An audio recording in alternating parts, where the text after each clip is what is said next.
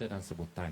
Jadi ini dalam bahasa mudahnya, bahasa baku ini adalah bahasa yang cukup sempurna, bahasa standard yang cukup sempurna, ya, bahasa tinggi yang kita pakai, ya.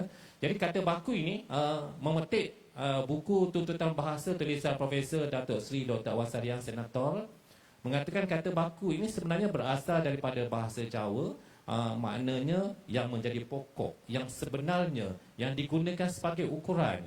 Jadi bahasa baku dapatlah dikatakan bentuk bahasa yang benar. Yang benar dari segi bahasa yang ada acuannya, yang ada standardnya, dengan kita tidak menidakkan mengatakan bahawa bahasa lain tidak benar. Kena faham juga, jangan kata takrifan daripada Profesor Wasrai ini seolah-olah menidakkan bahawa bahasa lain tidak benar. Tidak sebegitu. Tetapi bahasa baku ni satu bahasa yang ada sistem, yang ada aturan, yang ada standard tersendiri untuk kita gunakan. Berbanding kalau kita nak bandingkan dengan bahasa kolokial. Dalam akhbar sinar harian tahun lepas, saya ada menulis tentang martabatkan bahasa Melayu tinggi. Cuba lihat slide seterusnya.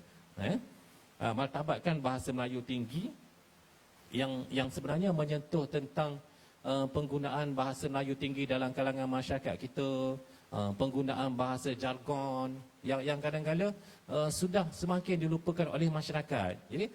Jadi di sini bahasa baku ialah bahasa Melayu yang sempurna, lengkap dalam semua aspek yang merangkumi kod status penggunaan bahasa, ejaan, tata bahasa, istilah, penggunaan kata, laras bahasa dan sebutan sama ada secara lisan atau tulisan. Itu takrifan bahasa baku. Kita lihat pula ciri-ciri bahasa baku. Ciri-ciri bahasa baku.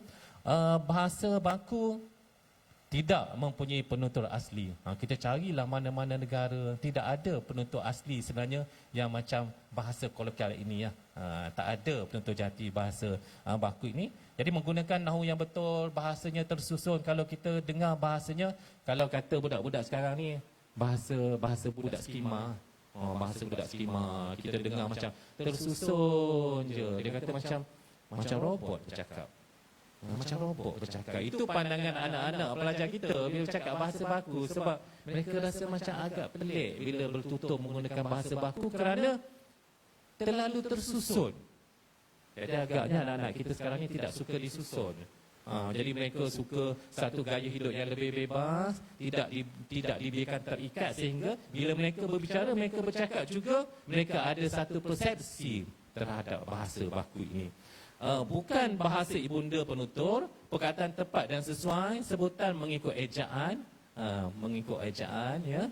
Digunakan dalam penyampaian ucapan rasmi, bahasa yang formal dan bersopan, situasi yang formal dan rasmi, tata bahasa tepat dan sesuai, tidak menggunakan unsur kependekan, dituturkan oleh golongan berpendidikan dalam masyarakat. Malahan bahasa baku ini dianggap sebagai bahasa prestige. Orang kata kalau sesiapa yang bercakap menggunakan bahasa baku ni macam dia hebat, macam dia prestige tinggi, standard tinggi, kan? Sebegitu pandangan masyarakat. Itu satu pandangan. Tetapi satu pandangan lagi, kalau sesiapa bercakap menggunakan bahasa baku ni dianggap sebagai satu perkara yang janggal pula dalam masyarakat. Hatta orang bahasa seperti saya pun, kadang-kadang kita mengajarkan diri kita bila kita type mesej, WhatsApp dan sebagainya, kita menggunakan bahasa ayat yang penuh pun dikatakan janggal oleh kawan-kawan yang lain. Dia kata, apalah Cik Asri ni mengeja pun penuh, gunalah bahasa singkatan. Jadi mereka pula yang minta kita untuk bersikap sedemikian, sedangkan perkara itu sebagai orang bahasa sudah menjadi satu jati diri dalam diri kita, ya. Struktur ayat pasif berbeza, hukum DM dan sebagainya. Dalam bahasa baku ni banyak hukum-hukumnya yang kita perlu patuhi. Kita lihat pula takrifan bahasa kolokial.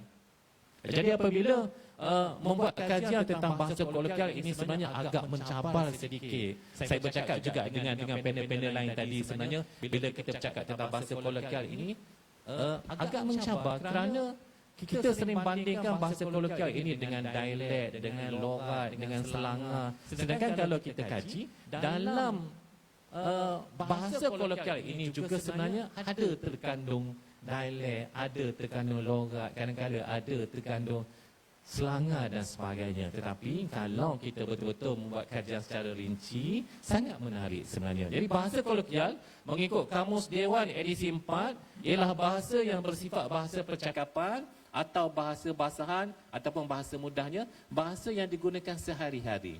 Kalau bahasa kolokvial Pahang, bahasa yang digunakan sehari-hari oleh masyarakat di negeri Pahang lah. Okay, kemudian, bahasa ini tidak mementingkan unsur tata bahasa kerana yang dipentingkan ialah kefahaman antara penutur dan pendengar. Oleh itu, ia tidak digunakan dalam tulisan atau ucapan rasmi, bentuknya pula sering dipengaruhi oleh dialek dan selanga daerah. Nampak dekat situ. Maksudnya dalam bahasa kolokvial ini sebenarnya ada pengaruh dialek, ada pengaruh selanga. Ya?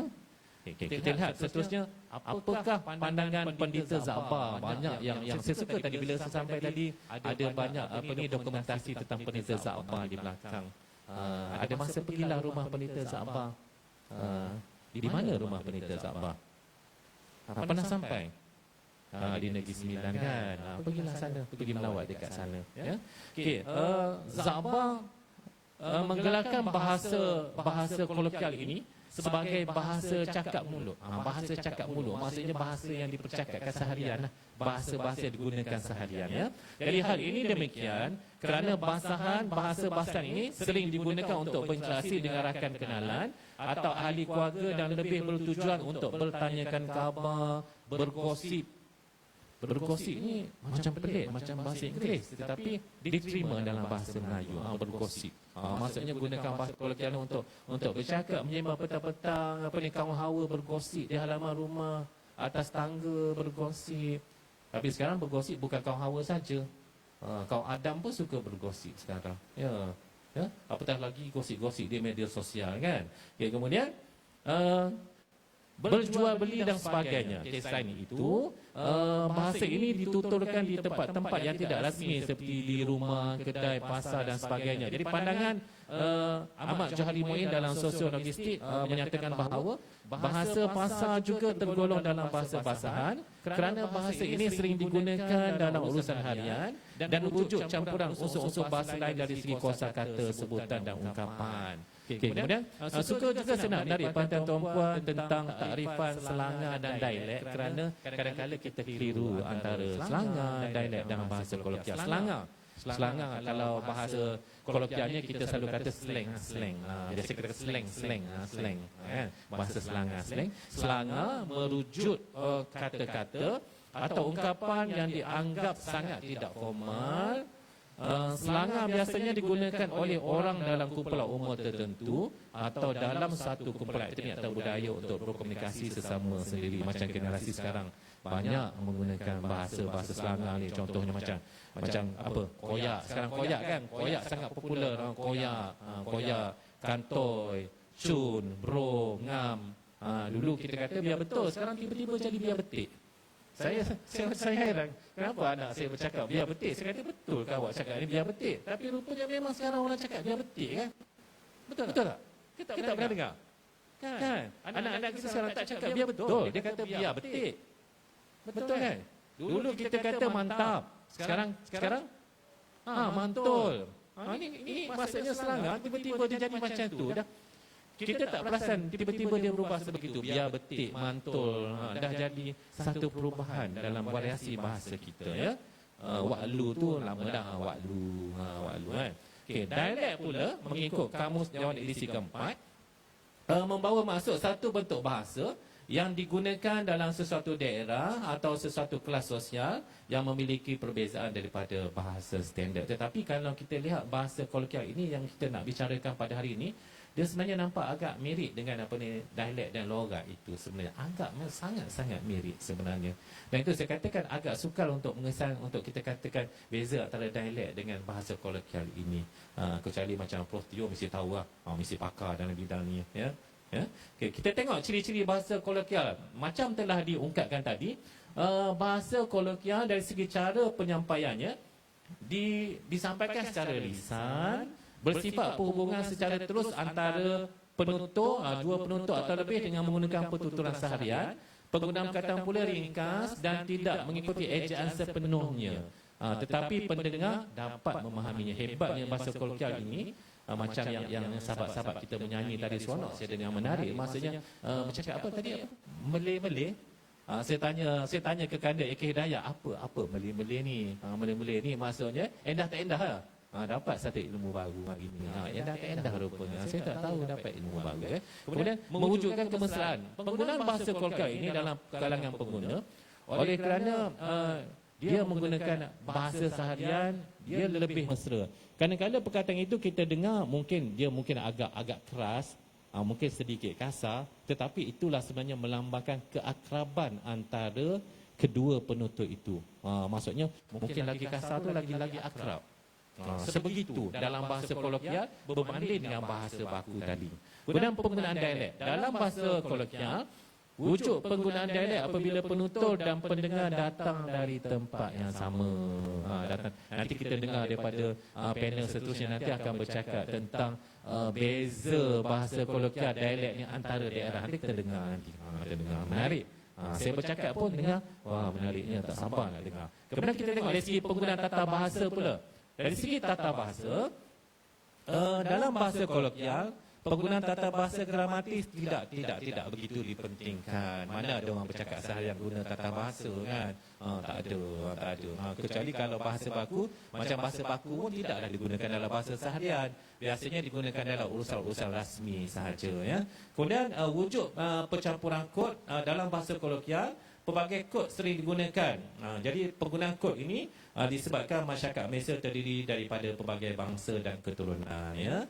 Bahan percakapan, yang macam saya kata tadilah, bahasa kolokvial ini sebenarnya lebih berkisar perbincangannya tentang perkara-perkara yang ringan dan mudah difahami. Dan biasanya kalau nak bercakap hal yang berat-berat ni jarang menggunakan bahasa kolokvial ini. Bahasa kolokvial ini bahasa harian.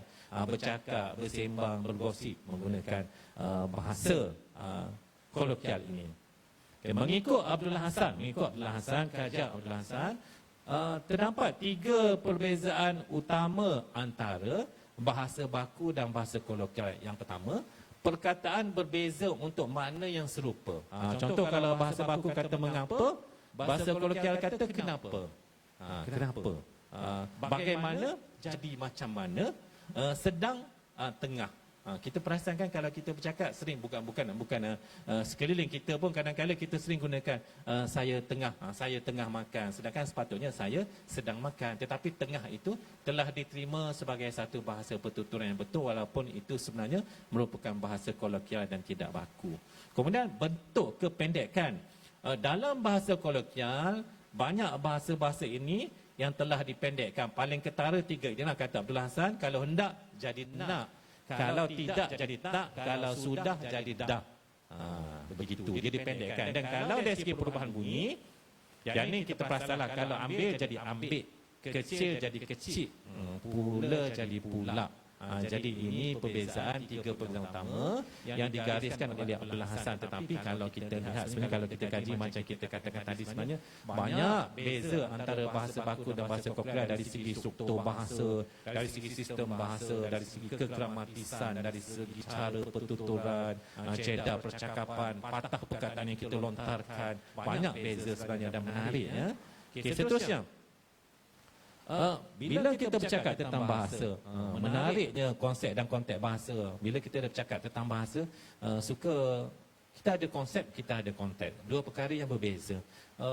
Saya tengok pengalaman ketika arwah Pak Maling Ghazali, satu program di Dewan Bahasa dan Pustaka. Ketika habis satu program, saya nak menghantar arwah balik ke Kota Damansara. Jadi kita bercakap tentang teks, kita bercakap tentang bahasa. Jadi Pak Malim ni mengatakan bahawa dalam setiap ayat sebenarnya yang perlu dilihat bukan sekadar teks tetapi subteks. Maksudnya bila kita mendengar satu percakapan, satu ayat, kalau kita nak makna, kita jangan dengar teks, kita lihat lapisan teks itu, subteks itu. Barulah kita akan jumpa. Kalau yang lapisan pertama kita baru jumpa erti. Tapi bila kita lihat subteks, barulah kita akan jumpa makna. Kemudian Datuk Rahman Syahri, Sasawan Negara ke-15, sering bercakap tentang teori anjakan makna. Datuk Rahman terkenal dengan teori anjakan makna ni, yang sebenarnya mengatakan bahawa apabila kita mendengar sesuatu perkataan, kita mendengar satu ayat, sebenarnya makna dan ayat itu sebenarnya boleh dianjakkan maknanya berdasarkan konsep dan konteks. Jadi ini sebenarnya menjadi satu beza antara bahasa baku dan bahasa kolokvial. Ya. Okey, kita tengok contoh situasi bahasa kolokvial Pahang. Yang ni saya ambil 2 situasi. Jadi betulkan saya kalau saya sebut dengan tidak betul, ya. Okey, yang ni ambil satu situasi di kedai makan. Jadi Saiful ni dia orang kampung tu, dia pergi kedai makan, dia kata, "Makcik nak lauk ni." Nak lauk ni. Cuba tengok. Kalau kita kaji, "Makcik nak lauk ni," dia bunyi agak, kalau kita orang luar, contohnya kita ada sama kat kedai tu, kita rasa macam, wah, nak beli lauk, cakap macam keras, dia cakap, "Nak lauk ni." Bunyi macam keras, macam kasar. Sedangkan konteks apa ni, Saiful dengan makcik itu mungkin mereka dah mesra. Saiful ni hari-hari dah beli dekat situ. Jadi sebenarnya itu mesra, tetapi kita orang luar duduk sebelah, kita rasa apa nak beli tak hormat orang tua, tak ada santun, bercakap kan. Jadi dia kata, "Makcik, awak nak makan sini ke nak bungkus lalu?" Dia tanya Saiful tu, "Awak nak makan sini, nak makan kat sini ke nak bungkus lalu?" Nak bungkus lalu. Kita dengar, bungkus lalu. Bungkus lalu ni maksudnya mungkin kerap lah. Mungkin Saiful ni kerap lah datang situ selalu. Kita fikir macam tu. Koi nak bungkus, nampak sedap benar lauk ni. Jadi selalu di sini konteksnya tidak membawa maksud kerap, tetapi maksudnya terus on the spot. Selalu. Samalah saya fikir dengan masa tamat. Baik. Satu lagi. Baik. Terima kasih. Baik. Satu lagi saya ambil contoh. Situasi di rumah mentua. Yang ni pun menarik juga. Isteri tanya suaminya tak makan budu. "Awak makan budu?" "Tak, saya tak suka budu." Isteri kata, "Kicap Pahang pernah dengar? Peda. Ce makan. Sedap." Lepas tu suami dia pun makan. Lepas tu isteri pun tanyalah, "Sedap ke kicap Pahang tadi?" Lepas tu suami kata, "Sedap weh. Peda kan mak panggil." Jadi isteri kata, "Peda itulah budu. Orang Pahang panggil peda." Betul? Betul. Betul. Jadi ini menariknya bahasa kolokvial tadi. Dan sebenarnya saya ada bawa buku yang saya kata dalam alur bicara ketiga tadi. Saya tunjukkan sekejap. Buku ini sebenarnya satu projek kerjasama tahun lepas dengan Tuan Haji Misran, mantan Ketua Pengarah JKKN telah bersara.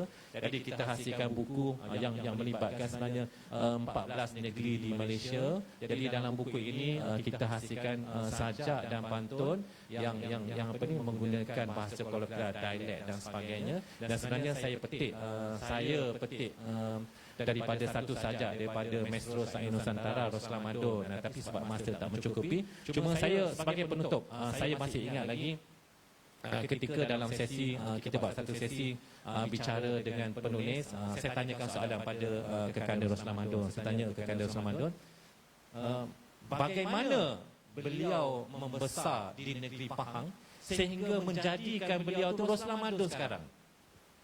Jadi saya ingat lagi Roslan Madon jawab. Dia kata, bendera negeri Pahang ada 2 warna je. Satu hitam, satu putih. Negeri lain mungkin ada banyak warna. Dia kata, Pahang hitam atau putih. Jadi anak Pahang ni, dia antara 2 je, hidup atau mati. Kalau nak sesuatu, kena usaha, kena berjaya. Sebab itulah dia kata negeri Pahang hitam putih ni sebenarnya buatkan anak-anak Pahang ramai berjaya. Ya? Daik pulang ke Daik, sehari-hari berkebun pisang. Budi baik dibalas baik, dalam hati dikenal orang. Bukan Daik sebarang Daik, Daik berkolek sampai Kuantan. Bukan baik sebarang baik, baik molek dalam ingatan. Pulau Daik banyak kelapa, Pulau Tioman banyak pegaga. Budi baik payah dilupa, beribu zaman dikenal juga. Jadi rumusannya, sama-samalah kita menyokong usaha untuk merekayasa kembali bahasa kolokvial ini, dan segala usaha pejuang-pejuang bahasa ini janganlah kita pandang serong, jangan kita memberikan tomahan kepada mereka, kerana pejuang-pejuang bahasa inilah sebenarnya menjadi jarum dan benang untuk menyatukan perca-perca kain peradaban generasi bangsa. Terima kasih.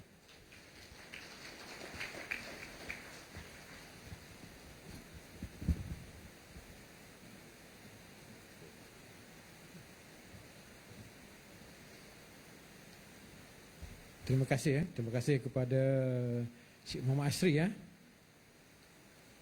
rakan sepermainan dulu hebat bahasanya. Cik Muhammad Asri tadi dia ada menyatakan bahawa satu situasi di kedai makcik mana pun saya tak tahulah, tapi dilipis lalu berlaku benda-benda yang ataupun benda yang kita rasa pelik. Saya ambil contoh, kalau kita nak order minuman, cik nak makan apa? Orang lepas jawab, kanak kasebut. Kenapa? Dia nak kasebut. Dia kata, kalau saya nak, saya bagi tahu. Bukankah nak kasebut tu dia nak minum kasebut. Jadi situasi tu memang kalau memang pelik lah. Bahasa tu kan, bahasa tu memang pelik. Kanak kasebut dia tu. Jadi boleh faham saya harap faham dengan perkataan itu. Jadi kalau betul-betul itulah yang logat yang dah apa boleh dimaknakan benda yang lain. Sebenarnya tak ada apa pun, dia tak nak minum lagi je. Kalau dia nak, dia minta. Okey, baik. Itu kita bersama tadi seorang pakar, pakar bahasa di Kuantan. Baik, seterusnya kita akan bersama dengan yang berusaha Encik Hassan. Encik Hassan dengan tajuk bahasa kolokial daerah-daerah di Pahang. Kita nak, kalau boleh Encik Hassan, tak perlu diperkenalkan lah orang yang, bagi saya Encik Hassan orang yang sangat kan melambung pula kan. Orang yang sangat humble orang yang sangat humble, sederhana dan sangat-sangat orang sekarang friendly. Memang dia selalu melantunkan bahasa-bahasa atau logat-logat Cino yang sedap didengar. Jadi sangat aktif dalam penulisan dan pengecaraan. Saya dengan itu saya menjemput Cik Hassan ataupun nama Cik Hassan. Cik, dia bukan Cik bukan Cik Hassan. Lain tu. Nanti Cik Hassan tolong terangkan. Okey, silakan Cik Hassan.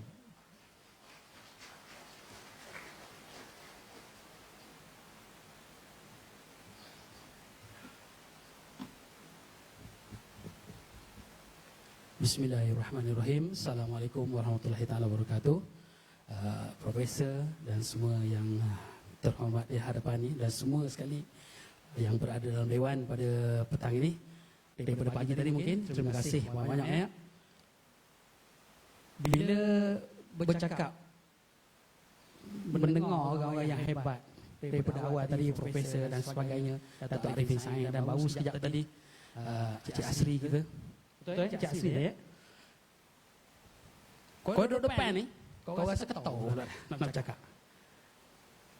Mungkin tuan-tuan sekejap lagi akan dengar, sekejap kau akan sebut koi, sekejap akan cakap kawan, sekejap akan cakap saya, sekejap akan cakap mungkin benda yang agak pelik yang mungkin tuan-tuan yang ada dalam ni, mungkin yang datang pada Kuala Lumpur terutamanya dari luar negeri Pahang, mungkin memang pelik, memang asing bagi anda semua. Wama belaka semuanya. Memang pelik. Sebab Pahang ni kata orang mengambil daun temaga sosa, batangnya subur, daunnya panjang. Logat Pahang luar biasa. Lain daerah, lain sebutnya. Menyebut bahasa kolokial yang kita dah dengar daripada awal tadi semua, salah satu daripada cabang kolokial itu adalah logat. Kau hari ni kau nak bercerita pasal logat Pahang. Logat Pahang ni walaupun tak dapat nak bercerita keseluruhan logat Pahang, sebab logat Pahang ni sangat susah nak diajuk, sangat susah nak ikut, sangat susah nak eja untuk mendapat sebutan yang tepat.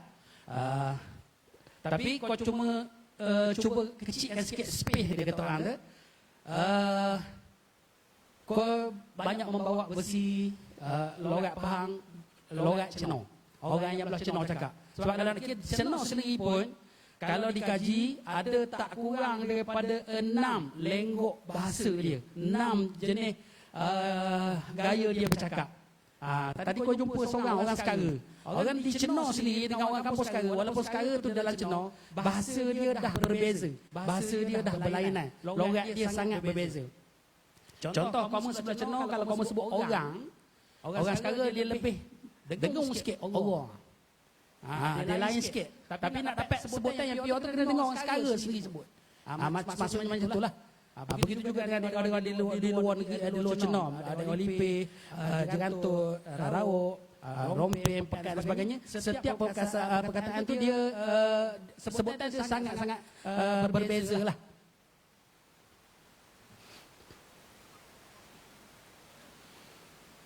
Ada juga pandangan yang mengatakan logat Pahang ni adalah kata orang bahasa ataupun bahasa jalur sungai. Dia ngikut jalur. Belah hulu ni dia laju, belah hilir semakin hilir, semakin perlahan dan semakin slow. Katanya lah, begitu. Kalau contoh sebelah Jerantut, sebelah Lipih, macam Ulu Ceka dan sebagainya tu, kalau kita sebab kau nak mengajuk kau orang belah Jerantut bercakap pun kau tak kerti. Walaupun kau orang Cina, kau tak kerti. Itu beza dia payah. Contohnya, macam kita sebut, kata ganti ni, ada koi, ada kawan, ada koma, ada keh. Itu untuk menggambarkan diri saya. Dah empat dah. Ada empat di situ. Koi, kawan, keh, koma.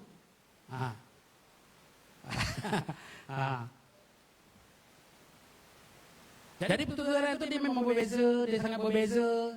Percakapan cuma orang Pahang ni kadang-kadang bila orang tu bercakap, kita boleh orang Pahang kan kita boleh tangkap lah. Orang Jerantut cakap walaupun kita tak berapa faham benda yang dia sebut, kita boleh macam kita tangkap macam mana nak gabar ya. Kita boleh agak benda yang dia nak sampaikan kepada kita. Gitulah lebih kurang. Dia sampai ke pekan tu, dia lagi leweh, dia lagi perlahan, dia lagi slow. Itu orang kata mengikut jalur bahasa ataupun bahasa jalur sungai. Mengikut jalur sungai.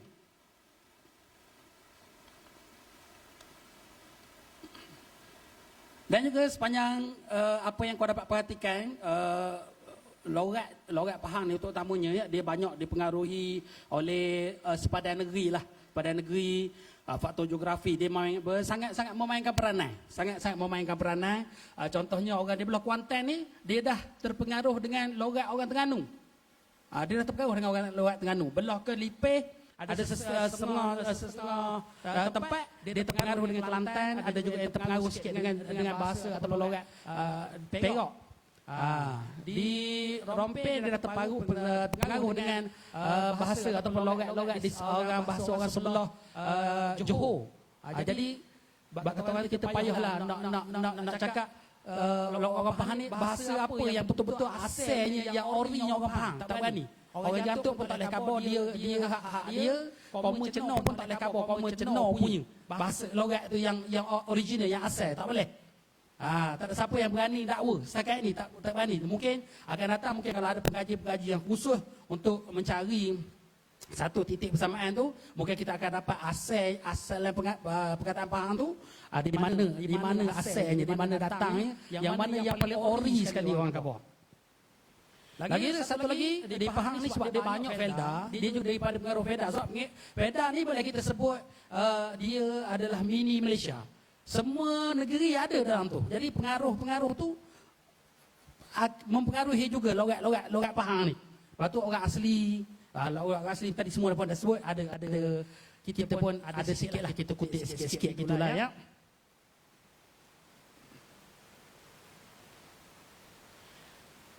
Bahasa ataupun logat Pahang ni, macam yang kau sebut tadi, dia memang ada beza sikit-sikit daripada segi sebutan dan juga gaya ataupun lenggok bahasa yang dipertuturkan oleh setiap penutur lah.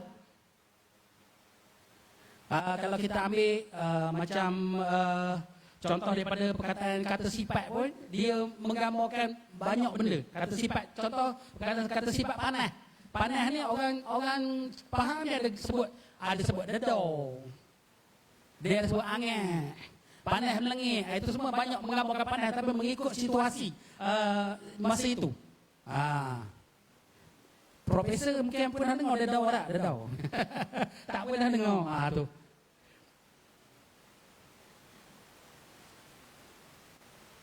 Supaya kita ambil, kalau kita ambil pula kata kerja, contoh kita ambil kata kerja, baling, lempor.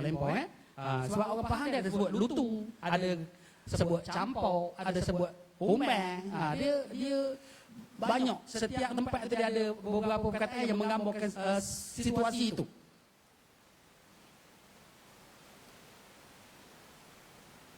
Walaupun ada perbezaan sikit-sikit daripada segi sebutan tadi, tapi orang Pahang ni dia macam yang menyangkut tadi, dia boleh berkomunikasi di antara daerah semua, dia boleh komunikasi, dia tak ada masalah. Dia boleh, walaupun kalau orang luar dengar kita tak tahu lah bukti, tak tahu. Lagi itu cerita spesifik sikitlah tentang logat Pahang. Kalau seumpama contohnya khususnya umpama di sebelah Cina tu lah ya. Dan bagi kau juga logat ni dia ada merupakan satu evolusi lah semua, sebab setiap zaman tu dia ada macam yang disebut tadi, bahasa-bahasa baru akan keluar. Bahasa-bahasa baru akan keluar. Macam tadi biobetik kan dia kata dia ada apa evolusi lah tu ya.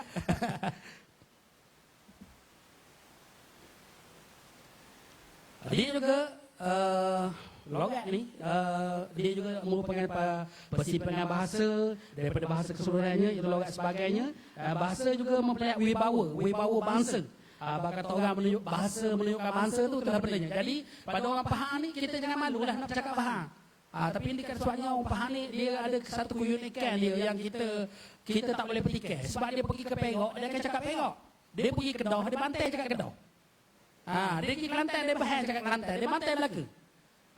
Sebab tu orang tak kenal cakap Pahang ni. Sebab dia gitu. Terbaik dia memang gitu.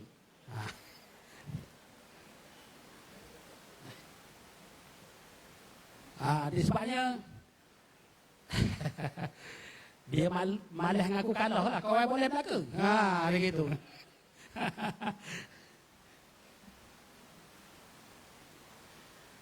Dan juga pada kita, kalau kita sama-sama orang Pahang pun sama-sama support, kita tak sama-sama memberikan sokongan untuk kita melestarikan logat Pahang ni. Dan tapi kau sebelum tu kau juga banyak tempat rujuk kau antara orang lama-lama, dan juga kau juga mengucapkan terima kasih kepada Profesor Jamal Rizal daripada UMP Pekan yang banyak.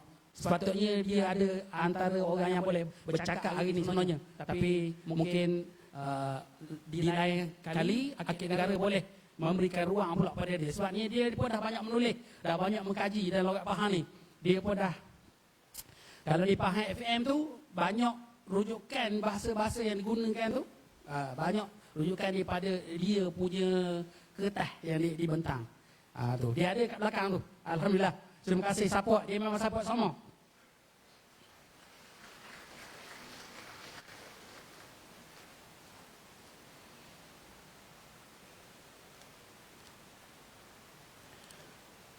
Dan juga logat Pahang ni kita kau kata tadi, tak ada orang pun yang boleh declare, tak ada orang pun yang boleh mendakwa dia. Orang yang kantuk tak boleh dakwa kawan punya bahasa Yauri, orang Lepeh pun tak boleh tak boleh dakwa, orang Cina pun tak boleh dakwa. Tapi kita cuba cari satu titik persamaan untuk kita menyatukan logat Pahang itu sendiri. Sebabnya banyak kadang-kadang yang kawan ni suka menulis dekat Facebook terutamanya, sebab kita tak suka tengok komen-komen orang dalam tu. Bila kita tulis, ada juga yang komen kadang-kadang, orang tak cakap gitu, orang cakap gini. Contohnya macam itulah. Tempat kamu tak cakap gitu, tempat kamu cakap gini. Memanglah tempat awak cakap gitu, tapi tempat kamu cakap gini. Macam itulah maksudnya kan. Kita sebab tempat awak, cara awak cakap, tempat kamu, cara kamu cakap, dia tak sama.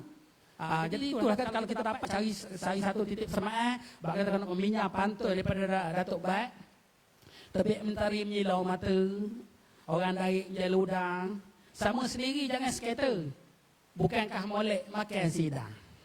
Itu semoleknya kita cari titik persamaan tu, untuk kita gabungkan logat Pahang tu, barulah kata orang logat Pahang ni pada kau dapat bersaing, sebab dia sangat unik, dapat bersaing dengan logat orang Kelantan, orang Kedah, orang Terengganu. Dia memang dah terkenal, mana-mana pergi pun orang kenal cakap orang negeri lain ni. Sebab dia tak malu nak cakap bahasa dia, tak malu nak cakap logat. Kita ni yang kadang-kadang kita takut bila kita bercakap, kalau orang tak faham pula benda kau khabar. Dia gitu. Kadang benda pula merepek seorang ni, orang tak tahu pula bukti.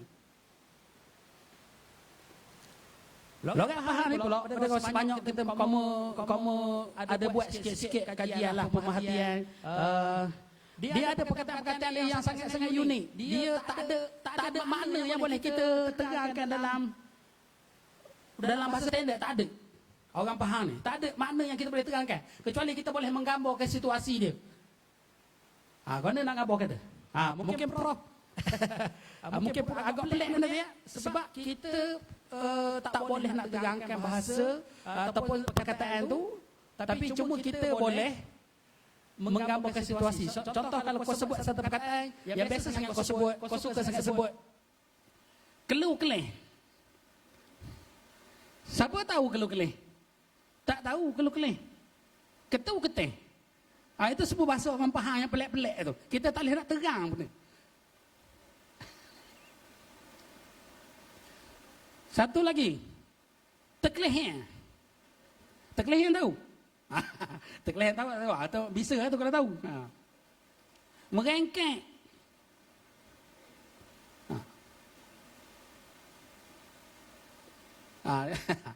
Merengkek. Keluh keleh tu kalau kita nak terang keluh keleh kita tak sedar, kita tak sedar masa kita buat sesuatu tu, kita tak sedar masa tu berlalu. Tiba-tiba keluh keleh ada petang dah hari. Gitu. Keluh keleh petang dah hari. Kawan tadi ketu keteh. Tak siap juga kerja. Gitu. Kita nak gambar nak menerang tu macam mana? Tapi orang faham bila kita cakap, tahu. Tapi mungkin orang belah Kuantan dia tak tahulah, tapi orang belah kamu jelah. Logat faham juga daripada dulu sampai kali ini kita juga banyak meminjam perkataan-perkataan daripada bahasa-bahasa orang lain. Bahasa orang putih, bahasa orang asli kita pinjam. Kalau orang belah tempat kamu tu disebut gohit. Ngelekek lah suka ke dia sebut gohit, benda gohit. Gohit ni dia punya perkataan orang putih, dia go ahead.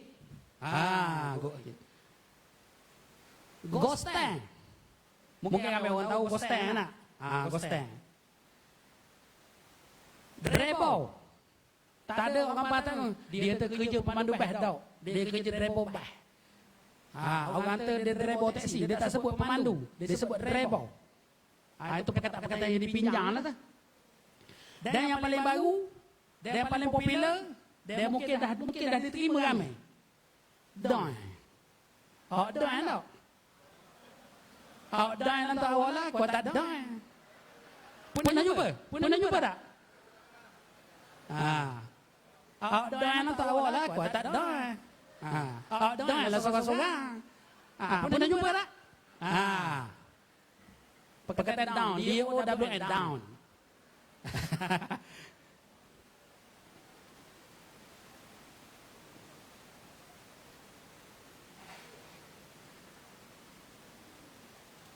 Satu lagi logat faham ni yang menunjukkan menggambarkan dia yang unik. Dia ada kadang-kadang ada perkataan tu, satu perkataan dia menggambarkan banyak makna, menggambarkan banyak maksud. Contoh kita kabar bahan. Bahan dia boleh nengok situasi ayat yang kita nak lontarkan, nak kita sampaikan. Ayat tu. Contohnya kita kabar bahan. Kau nak buat kuih, kayaknya bahan-bahannya tak ada. Kau tak pandai buat kuih, kayak kau bahan je. Dia boleh juga. Di mana dia lain tu?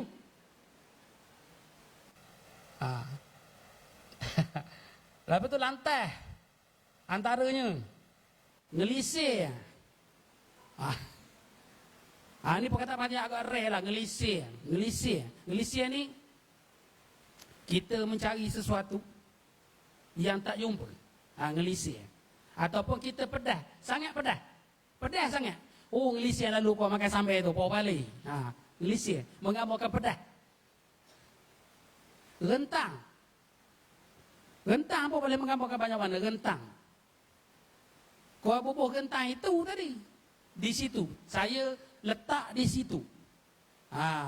Awak rentang di mana tali tu? Menegangkan tali.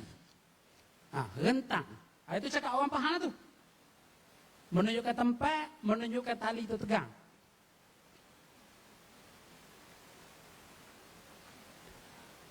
Lepas itu juga logat Pahang ni, bila kita sebut, dia menggambarkan satu perkataan yang kita sebut, ada masa kita ubah sikit intonasi sebutan kita, dia akan menjadikan benda tu kita marah. Ataupun kita ubah sikit, mungkin kita bergurau. Itu faktor-faktor daripada mungkin kita komunikasi tu, kita bergantung pada faktor-faktor tu lah. Faktor-faktor kawan rapat, persaudaraan, tingkat umur dan sebagainya lah. Kalau boleh kau sebut, bukan nak kau sebut, tapi kalau boleh kau sebut. Kalau boleh kau sebut, perkataan contohnya gampang. Ada masa kita bergurau, ada masa kita marah sebut perkataan tu. Sepai. Kan? Orang Pahang dia faham lah benda ni. Orang bukan Pahang memang tenganga lah. Ketoy orang lalu kepala kau mikirnya. Tu dah bendanya.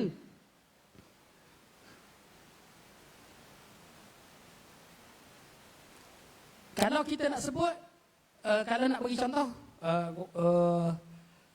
kita dengan kawan-kawan kita macam tadilah yang sebut tadi ya. Tak payah ulang lagi lah, kita buat lagi. Gampang awak ni, kita marah tu. Awak ni gampang tu. Tu kita bergurau pula. Dia gitu.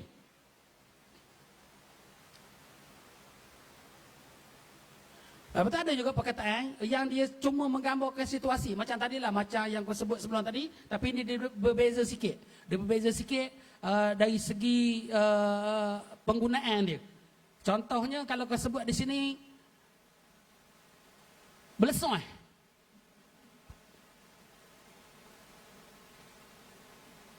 Bergetul. Ngengkeng. Beleseng. Siapa tahu? Memang benar. Dia beleseng ni kena kita menggambarkan. Kita tak boleh nak makna daripada perkataan standard, kita tak boleh. Beleseng ni, contoh kita cari frekuensi, stesen radio. Frekuensi radio tak dapat. Dia bunyi beleseng. Itu orang faham apa? Beleseng. Radio kau bantai beleseng itu je. Rupa habis ubat. Betul? Orang Pahang, suku-suku tu semua dia faham tu sebab dia tahu. Orang pening kepala tu, tu dia tak tahu.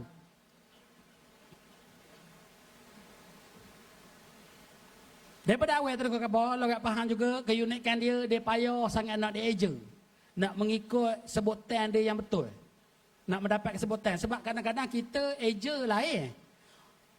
Kita maksudkan benda lain. Tapi orang yang membaca, dia maksudkan benda lain. Ada juga. Kita nak tulis, kita maksud benda lain. Tapi ejaan dia sama. Orang yang baca dia jadi lain. Tapi bila orang faham, dia boleh tangkap tadilah. Dia boleh agak benda yang kita nak sampaikan.